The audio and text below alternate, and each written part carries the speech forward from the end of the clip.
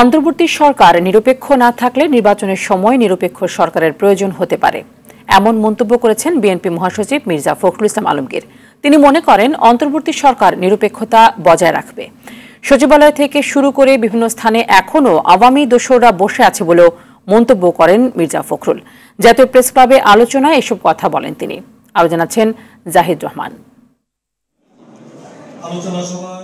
নির্বাচন কেন্দ্রিক সংস্কার দ্রুত করে জনগণের ভোটের অধিকার ফিরিয়ে দিতে অন্তর্বর্তী সরকারের প্রতি আবারও আহ্বান জানিয়েছেন বিএনপি মহাসচিব। জাতীয় প্রেস ক্লাবে ৬৯-এর গণ অভ্যুত্থানে শহীদ আসাদের মৃত্যুবার্ষিকী উপলক্ষে আয়োজিত আলোচনায় মির্জা ফখরুল এমন আহ্বান জানান। সরকার যদি নিরপেক্ষ না থাকে তাহলে একটা নিরপেক্ষ সরকার দরকার হবে নির্বাচনের সময়। আমি কথাটা বলেছি, কারণ আছে। কারণ আমরা দেখি যে বেশ কিছু বিষয়ে অন্তর্বর্তীকালীন সরকার নিরপেক্ষতা পালন করতে পারছেন না। আমি তাই অনুরোধ করব, আমি প্রত্যাশা করব যে আমরা আশা করি যে অন্তর্বর্তীকালীন সরকার তারা সেই নিরপেক্ষতা পালন করবেন এবং দেশে যে সংকট আছে সেই সংকট থেকে দেশকে মুক্ত করবার জন্য তারা কাজ করবেন।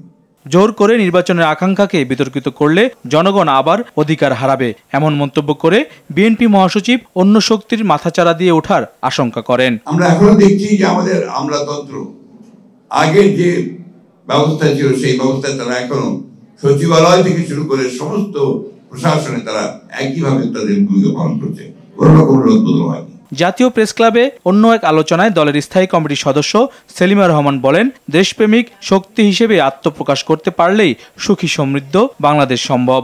আপনারা সবাই বাংলার ঘরে ঘরে জাতীয়তাবাদী আদর্শ তুলে ধরুন এবং কাজ করুন।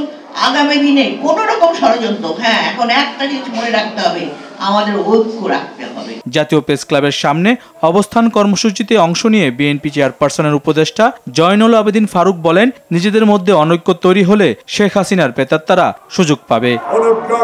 সুযোগ আর করে দেবেন না। জাহিদ রহমান, RTV, ঢাকা।